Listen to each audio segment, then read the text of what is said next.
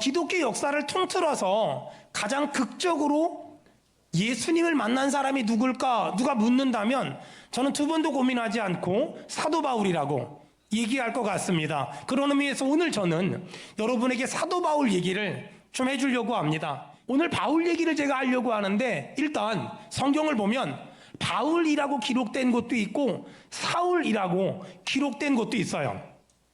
저 어릴 적에 우리 시골교회 목사님은 사울이 회심해서 바울이 됐어 라고 가르쳐 줬거든요. 근데 제가 신학을 공부하다 보니까 그건 아니에요. 사울이 예수님 만나고 바울이 된 건 아니에요. 그러면 왜 어떤 성경엔 사울이라고 기록돼 있고 어떤 성경엔 바울이라고 기록돼 있냐? 사울은 유대식 발음이고 바울은 로마식 발음이라고 생각하면 아마 거의 정확할 겁니다. 자, 그렇다면 어떻게 이 바울이란 사람은 그동안 자신이 핍박했던 예수님을 만나게 되었을까? 어떻게 자기가 오랫동안 핍박했던 예수님을 자신의 인생의 구세주로 영접할 수 있었을까? 원래 바울은 다메섹에서 예수님을 만나기 전까지는 굉장히 독실한 유대교 신자였어요.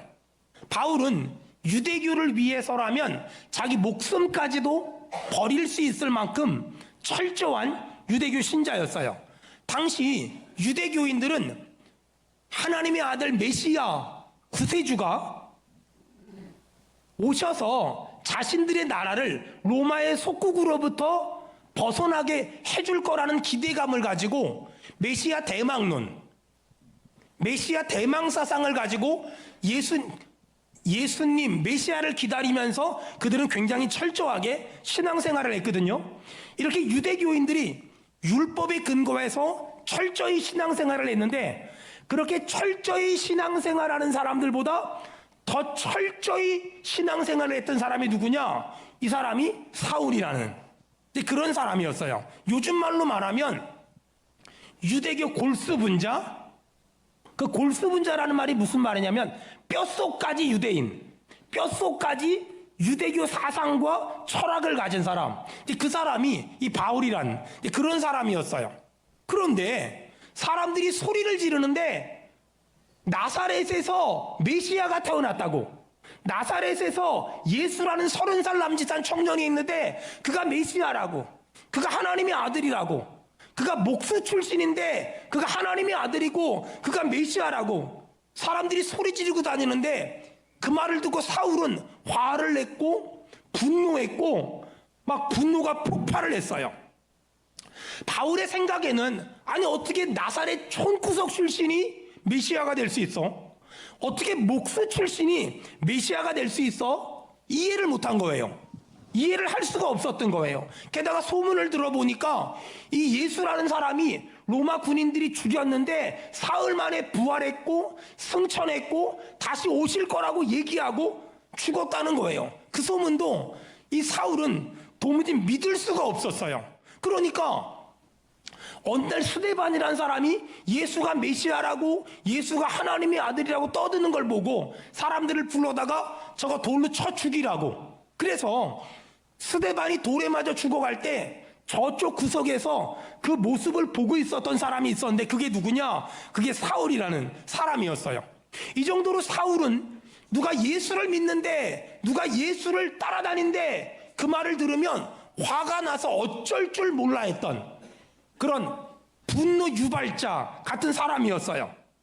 이 사람은 스데반만 죽인 것이 아니라 누가 예수 믿는데 잡아서 감옥 가두고, 누가 예수 쫓아다닌데 그건 잡아서 핍박하고, 누가 예수 믿는데 잡아 채찍질했던 그런 사람이었어요. 근데 그걸 알고 당시 종교 지도자들, 바리새인들, 사두개인들, 서기관들 이런 사람들이 사울을 불렀어요. 사울아, 사울아, 네가 열심히 특심이구나. 네가 땅 끝까지 가서, 당시의 땅 끝은 서쪽으로 말하면 스페인, 동쪽으로 말하면 인도, 남쪽으로 말하면 에티오피아거든요. 거기까지 가서 예수를 추종하는 사람들을 다 잡아 죽여라. 예수를 추종하는 사람을 다 잡아 감옥에 가둬라. 이렇게 특별한 임무를 부여했어요. 자, 사도행전 9장 다 같이 찾아보세요. 1절, 2절. 사도행전 9장 1절, 2절. 우리 다 같이 크게 읽겠습니다. 시작. 사울이 주의 제자들에 대하여 여전히 위협과 살기가 등등하여 대제사장 자, 2절 읽겠습니다. 시작. 다메섹 여러 회당에 가져갈 공문을 청하니 이는 만일 그 도를 따르는 사람을 만나면 남녀를 막론하고 결박하여 예루살렘으로 잡아오려 함이라. 자, 당시 종교 지도자들이 사울을 외국까지 가서라도 예수를 따르는 사람, 추종하는 사람들을 잡아들이라는 특명을 사울에게 줬어요. 아마 사울은 이 임무를 받고 막 물 만난 물고기처럼 너무 좋았을 거예요. 자기가 좋아하는 일이고, 자기가 잘하는 일이고, 자기가 행복해하는 일이니까. 그래서 그 특명을 받고 예루살렘을 떠나서 이제 땅 끝까지 가는 중이에요. 한 200km 정도 갔는데 다메섹이라는 지역을 지나가는데 거기서 갑자기 하늘에서 호련히 강한 빛이 비쳤고 그 강한 빛을 그 본 바울은 그 자리에 털썩하고 주저앉았어요. 사도행전 9장 3절입니다. 우리 크게 읽겠습니다. 시작. 사울이 길을 가다가 다메섹에 가까이 이르더니 호련히 하늘로부터 빛이 그를 둘러 비추는지라. 4절에 보니까 땅에 엎드려져 들으며 소리가 있어 이르되 사울아 사울아 어찌하여 나를 핍박하느냐 어찌하여 나를 박해하느냐. 하나님의 음성을 들었어요. 사울이 하나님의 음성을 들었어요. 그리고서 5절에 대답하되 주여 동그라미 쳐보세요. 갑자기 사울이 예수님을 네가 무슨 메시아야, 네가 무슨 구원자야 이렇게 예수님을 멸시하고 무시했던 사울이 주여 주여라고 불러요.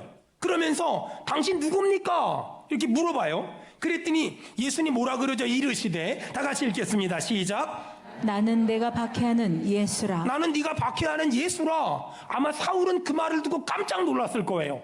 왜냐하면 사울은 예수가 메시아라고 인정하지 않았어요. 예수가 구원자라고 인정하지 않았어요. 예수가 하나님의 자녀라고 인정하지 않았어요. 그런데 내가 인정하지 않았던 예수가 내가 구원자야, 내가 메시아라고 지금 사울에게 말씀하신 거예요. 얼마나 당황했을까요? 얼마나 놀랐을까요? 아마 그 말을 듣고 사울은 엄청나게 혼란스러워서 고개를 들 수가 없었을 거예요.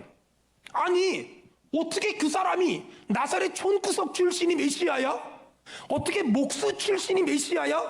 막 사울은 자기가 그동안 가지고 있었던 생각, 철학, 이론, 논리가 한 방에 무너지는 그런 경험을 다메섹이란 길거리에서 했던 것 같아요.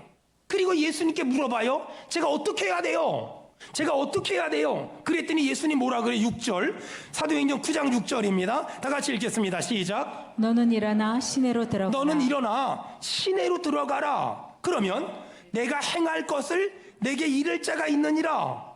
이렇게 말씀하세요. 이 말씀을 하신 다음에 거기 보니까 7절에 같이 가던 사람들은 소리만 듣고 아무것도 보지 못하고 말을 못하고 그냥 서 있었대요.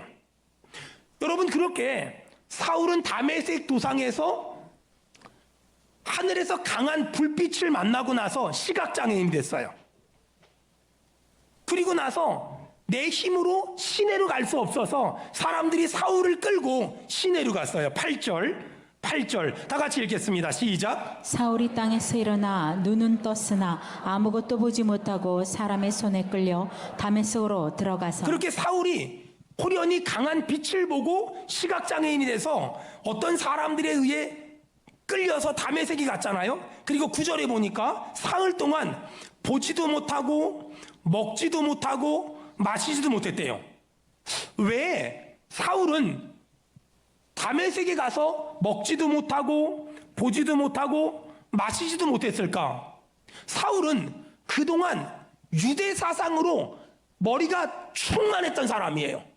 사울은 그동안 정통적인 유대 학파로서 머리에 유대 사상이 충만했고 예수는 메시아가 아니야. 예수는 구원자가 아니야. 예수는 하나님의 아들이 아니야. 저것들은 광신자야 라고 생각했는데 다메섹에서 그가 부인했던 예수, 그가 무시했던 예수, 그가 외면했던 예수가 하나님의 아들이라는 사실을 알게 됐고 그걸 알고 나서 그동안 그가 가지고 있었던 생각이 무너지는 그런 경험을 하면서 그는 먹을 수 없었고 마실 수 없었고 잠도 잘 수가 없었어요. 그는 다메섹에서 하나님 앞에 철저히 깨졌고 철저히 회개했고 철저히 통회했고 철저히 자복했어요. 그러는 사이에 하나님이 다메섹에 살고 있는 아나니아에게 말씀하셨어요. 아나니아야, 너는 지금 사울에게 가서 안수하고 기도해줘라. 그 음성을 듣고 아나니아가 사울에게 가서 안수했고 기도했더니 성령 충만함이 임하면서 사울의 눈에서 비늘 같은 것이 벗어지면서 시각장애에서 해방되게 됐어요. 여러분, 오늘 예수님은요, 예수님을 핍박하던 사람, 예수님을 무시하던 사람, 예수 믿는 사람을 잡아 죽이던 사람, 그랬던 이 사울이라는 사람을요, 다메섹 도상에서 만나주셨고요. 예수님을 만난 이 사울은 어떤 사람이 됐죠? 기독교 역사상 전무후무한 세계 선교의 미랄이 됐고 성경을 13권 혹은 14권, 어떤 사람은 13권 썼다고 하고 어떤 사람은 14권 썼다고 하는데 그 이유는 히브리서를 바울이 썼다고 생각하면 14권이고 히브리서를 바울이 안 썼다고 생각하면 13권인데 이렇게 많은 성경을 쓴 학자가 됐고 또 전문가가 됐어요. 여러분, 이 바울이 얼마나 대단한 사람이냐면요, 외국에서 살아본 분들은 아시겠지만 보통 어떤 집에서 아들을 낳잖아요. 그러면 10명 중에 6명은 바울이에요. 폴이란 이름 있잖아요. 폴. 오죽했으면 우리 어릴 적에 만화 영화 주인공도 폴이 있었어요.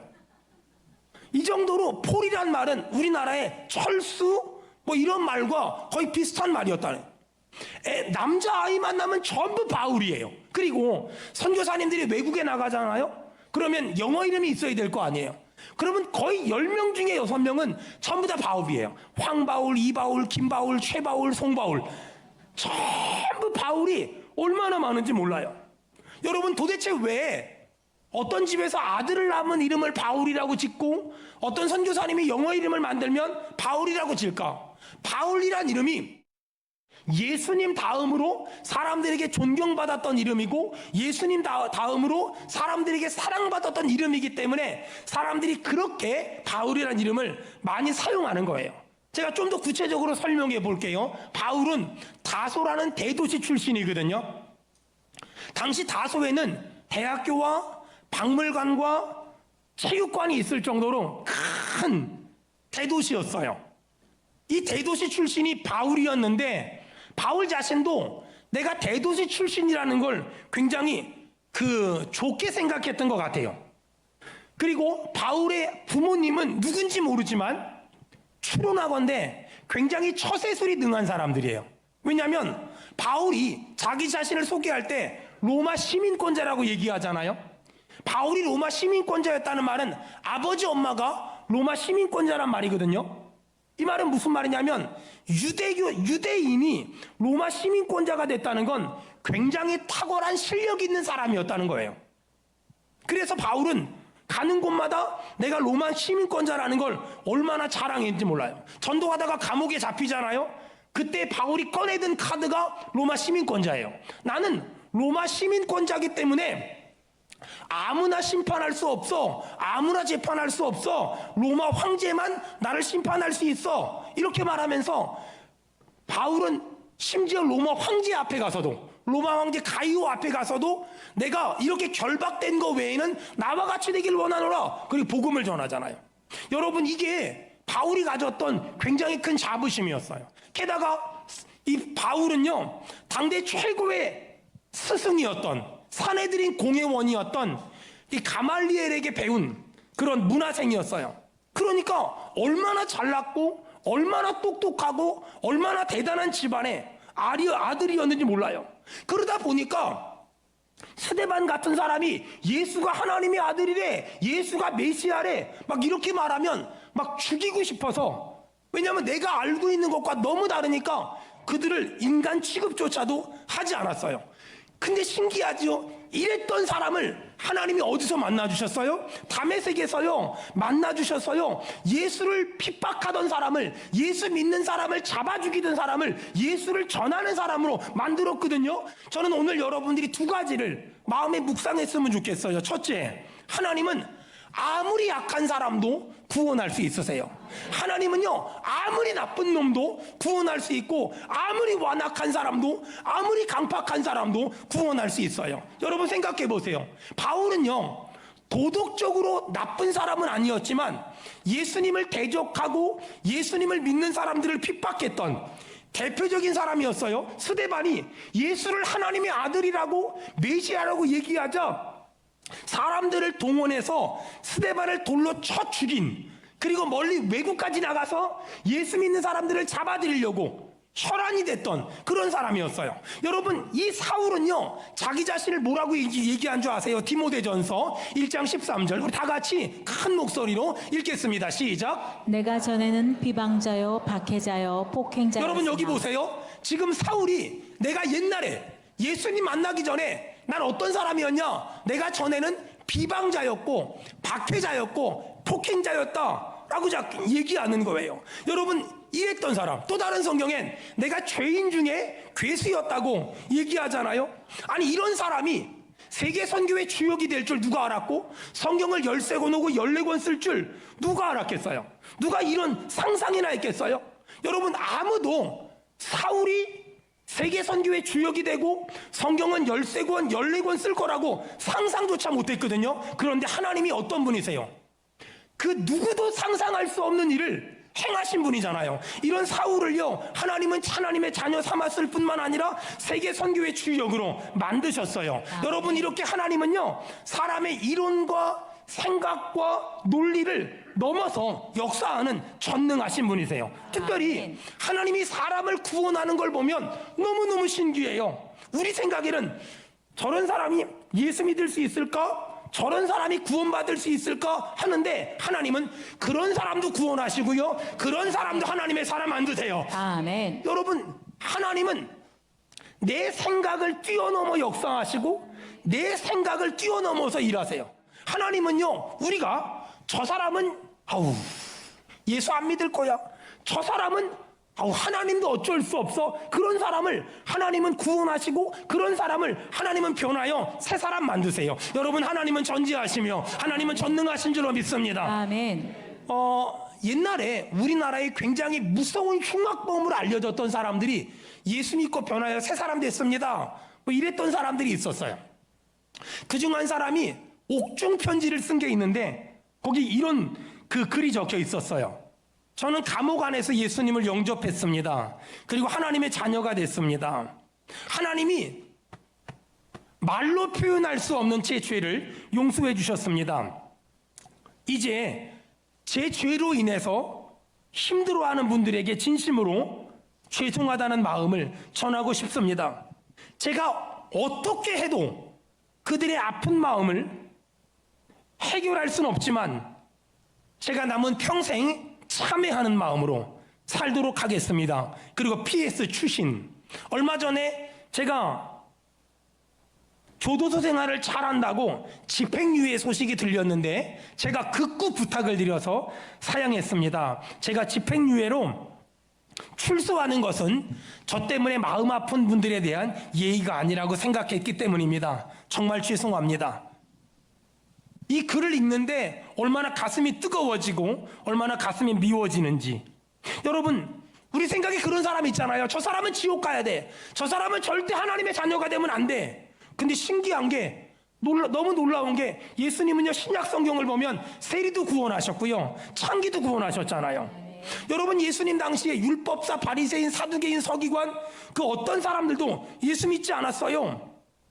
그런데 예수님은 그들을 구원한 게 아니라 세리를, 창기를 구원했잖아요. 그런 걸 보면 예수님은요, 구원하지 못할 사람이 없고요, 예수님은요, 바꾸지 못할 사람이 없고요, 예수님은요, 변화시키지 못할 사람이 하나도 없어요. 아멘. 그럼 여러분 집안에 여러분이 예수 믿는 거 핍박하는 사람 있습니까?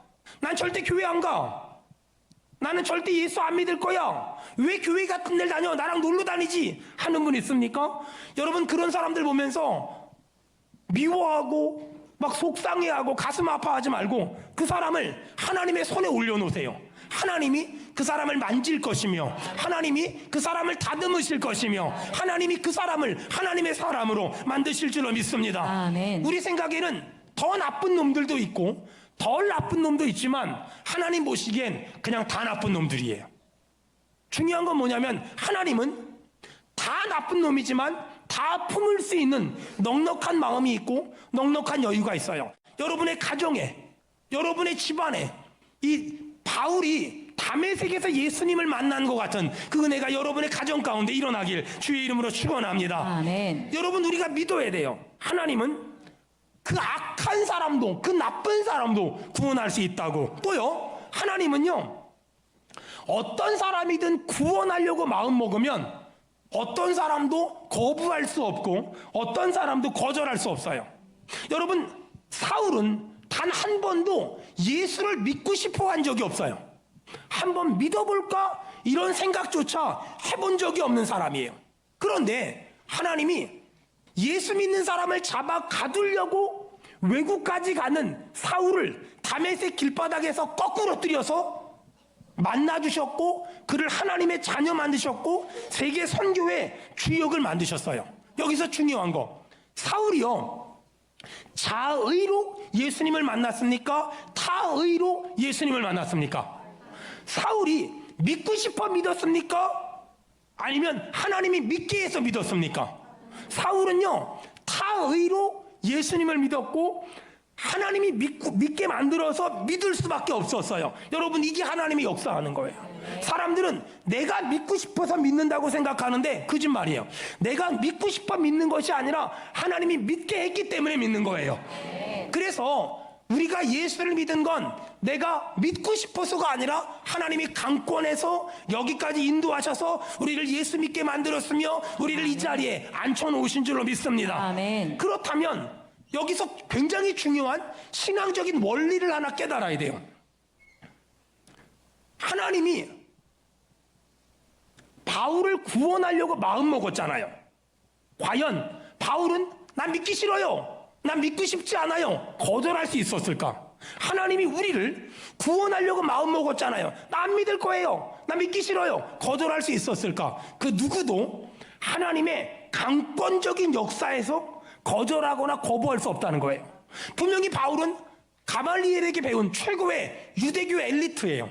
그럼에도 불구하고 예수님이 다메섹에서 만나려고 작정하시니까 단 한 번도 안 믿을 거예요, 믿지 않을 거예요, 거부하거나 거절하지 못했다는 거예요. 사랑하는 여러분, 사울은요, 예수님 만나고 나서요, 자신의 이론, 자신의 논리를 배설물처럼 버렸고요, 하나님의 손에 붙들린 사람이 됐잖아요. 여러분, 이렇게 본인의 의지와 상관없이 하나님의 강권적인 섭리로 예수님을 믿게 되는 것, 이것을 신학에선 하나님의 절대 주권이라고. 하나님의 절대 주권. 이 하나님의 절대 주권이 말은 어렵지만 굉장히 쉬워요. 로마서 9장 15절. 로마서 9장 15절. 우리 다 같이 읽겠습니다. 시작. 모세에게 이르시되 내가 긍휼히 여길 자를 긍휼히 여기고 불쌍히 여길 자를 불쌍히 여기고 내가 하셨으니. 긍휼히 여길 자를 긍휼히 여기고 불쌍히 여길 자를 불쌍히 여기리라. 어떤 사람이 하나님 왜 저 사람 긍휼히 여겨요? 하나님 왜 저 사람 불쌍히 여겨요? 이렇게 물을 수 있잖아요. 그런데 하나님은 그럴 수 없느니라. 왜? 하나님은 토기장이고 우리는 진흙이거든요. 토기장이가 나를 요강으로 만들었는데 왜 나를 요강으로 만들었어요? 그럴 수 없고, 토기장이가 나를 꽃병으로 만들었는데 왜 나는 꽃병이에요? 라고 말할 수 없다는 거예요. 또 요강이 꽃병 보고서 왜 쟤는 꽃병이에요? 라고 말할 수 없다는 거예요. 왜? 토기장이가 요강으로 만들었으면 이유가 있는 것이고 토기장이가 꽃병으로 만들었으면 이유가 있다는 거예요. 예전에 제가 만석공원에서 어떤 분을 전도했어요. 그랬더니 그분이 성질을 내면서 뭐라 그러냐면, 목사님, 나는 누가 예수 믿으라고 한다고 믿을 사람이 아니라고. 내가 믿고 싶으면 믿을 거고 믿기 싫으면 안 믿을 거니까 그 전도 같은 거 하지 말라고. 그분이 하나만 알고 둘은 모르는 거예요. 그분은요, 하나님이 어떤 분인지 전혀 모르는 분이에요. 사울은요, 예수 믿고 싶은 마음이 1도 없었다니까는요. 근데 하나님이 강권적으로 끄집어내니까 끌려가는 거예요. 마찬가지예요. 우리는 예수 믿고 싶어 믿었습니까? 하나님이 여기까지 우리를 인도하셨죠. 아멘. 여러분, 그러므로 여러분, 나를 강권에서 여기까지 인도하신 하나님이 우리 어머니를, 우리 아버지를, 우리 아들을, 우리 딸을, 내 남편을, 내 아내를 그의 의지와 상관없이 강권에서 하나님의 자녀 삼아주시는 은혜가 이번 추석 명절에 일어나길 주의 이름으로 축원합니다. 아멘. 근데 목회를 하다 보면 재밌는 일들이 진짜 많아요. 어떤 분들은 그래요. 난 예수 안 믿어요. 나 교회 안 다녀요. 특별히 수원은혜 교회는 안 다녀요. 뭐 이런 분들이 있거든요. 근데 신기한 게 하나님이 그 사람을 꺾어요. 하나님이 그 사람을 꺾어서 병원에다가 딱 갖다 앉혀놔요. 여러분, 저는 그런 경험을 정말 많이 했어요. 여러분, 옆 사람 보고 조심하세요, 진짜. 여러분, 진짜예요. 하나님이 이렇게 꺾어가지고 그 병원 갔다가 이렇게 앉혀놔요. 진짜 그렇다니까는요. 여러분, 그래서 막 내가 대단한 것 같잖아요. 내가 믿고 싶으면 믿는 거지. 네가 전도한다고 믿냐? 대단한 것 같잖아요. 하나님이 꺾어요. 하나님이 교만하면, 하나님이 건방지면, 하나님이 쓸데없는 객기 부리고 쓸데없는 혈기 부리면 꺾어요. 그래서 하나님은 너무 좋은 분인데 절대 함부로 하면 안 되는 그런 분이세요. 또 제가 어떤 분을 열심히 전도했어요. 중소기업 하시는 분인데 열심히 전도를 했거든요. 근데 이분이 너무 바빠서 교회를 나올 마음은 있는데 나올 시간이 없다는 거예요. 그래서 그러면 안 된다. 하나님이 하고 부르시면 다 한 방에 다 날아간다. 신앙생활 해라. 예수 믿어라. 이렇게 얘기를 해도 목사님 덜 바빠지면 나온대요. 그래서 제가 기도를 했지요. 덜 바빠지게 해달라고. 근데 정말 신기한 건 한 2달 전에 전화가 온 거예요. 이번에 엄청나게 큰 계약을 하면 자기가 이번에 그 주식도 상장할 수 있을 정도의 회사가 될 거래요. 목사님 이번만 기도, 교회는 안 나오면서 기도는 해달라고 전화라는 그런 사람이세요. 그래서 기도를 했어요. 하나님의 뜻대로 이 기업을 축복해달라고 기도를 했어요. 그리고서 얼마 있다가 연락이 왔는데 사기당했대요. 그래서 정말 쫄딱 망했대요. 여러분, 누가 행하셨을까요? 하나님이 꺾으신 거예요. 여러분, 하나님은 너무너무 좋으신 분이거든요. 하나님은 너무너무 좋으신 분이지만 하나님을 가볍게 생각하면 안 돼요. 우리 입장에선 부자가 되고 성공하고 출세하고 건강한 게 중요하지만 하나님 입장에선 돌아오라는 거예요. 여호와께 돌아오라는 거예요. 하나님께 돌아오라는 거예요. 예배로 돌아오라는 거예요. 겸손으로 돌아오라는 거예요. 여러분, 그래서 가난한 사람의 기도 제목은 부자가 아니라 가난한 사람의 기도 제목은 가난 가운데서 예수 닮게 하옵소서.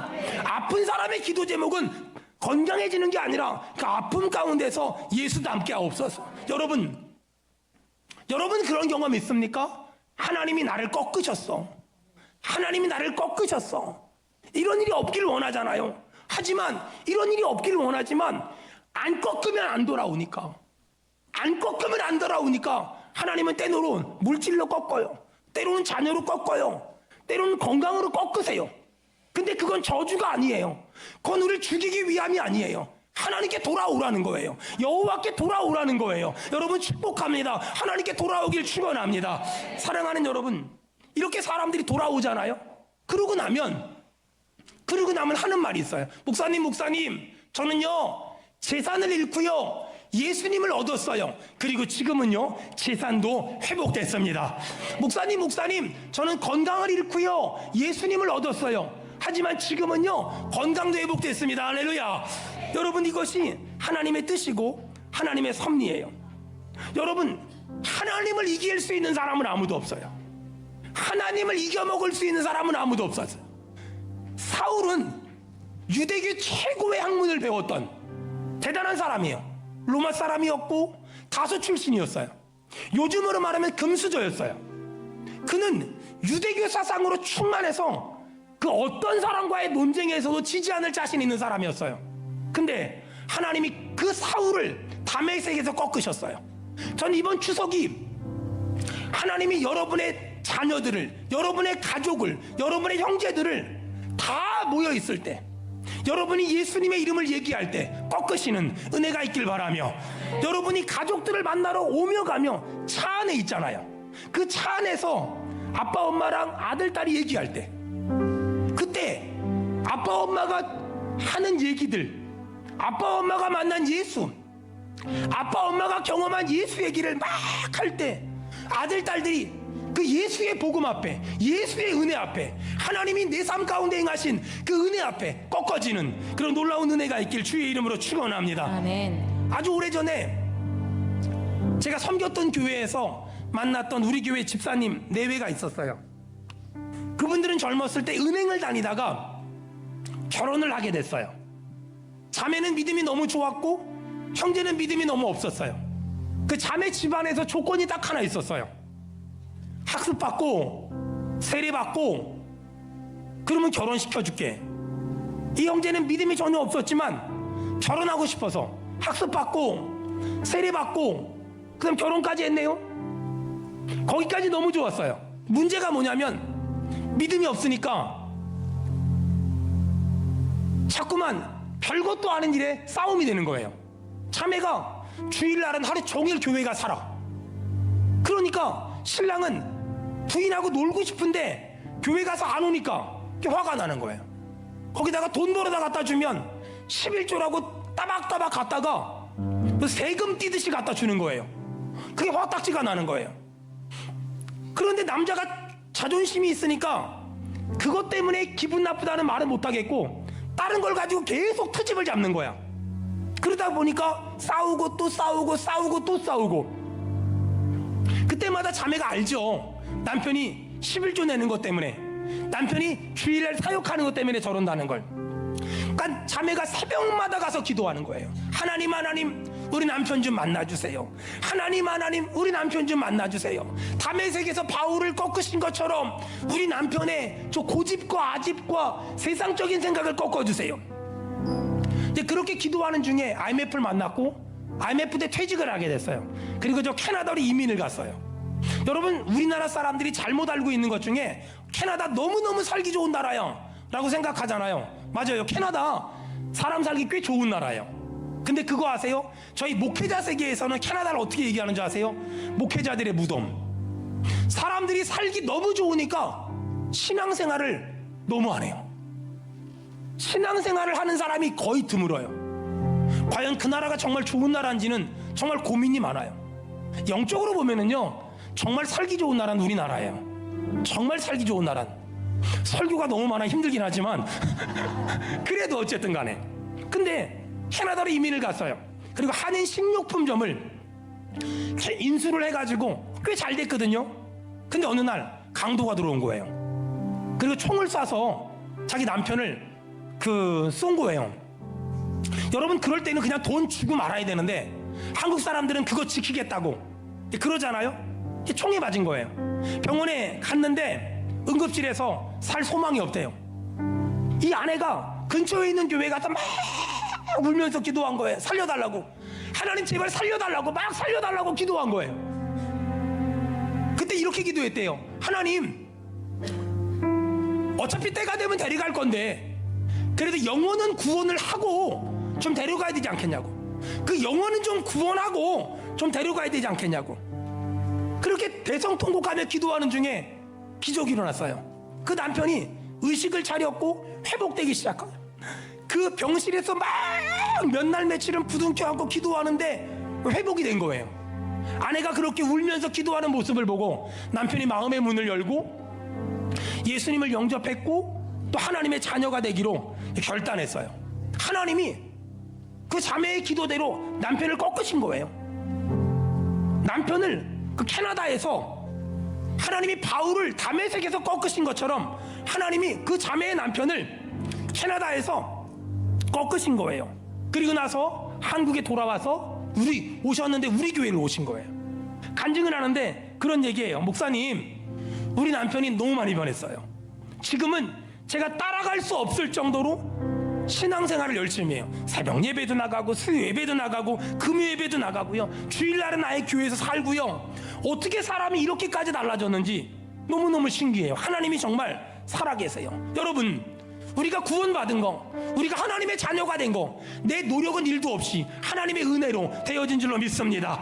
여러분, 그래서 기독교를 은혜의 종교라고 얘기해요. 우리 생각엔 저 사람은 구원받을 수 없어, 저 사람은 하나님의 자녀가 될 수 없어 라고 생각할 수 있지만, 하나님은 우리의 생각을 넘어, 우리의 이론을 넘어, 우리의 상식을 넘어 역사하실 줄로 믿습니다.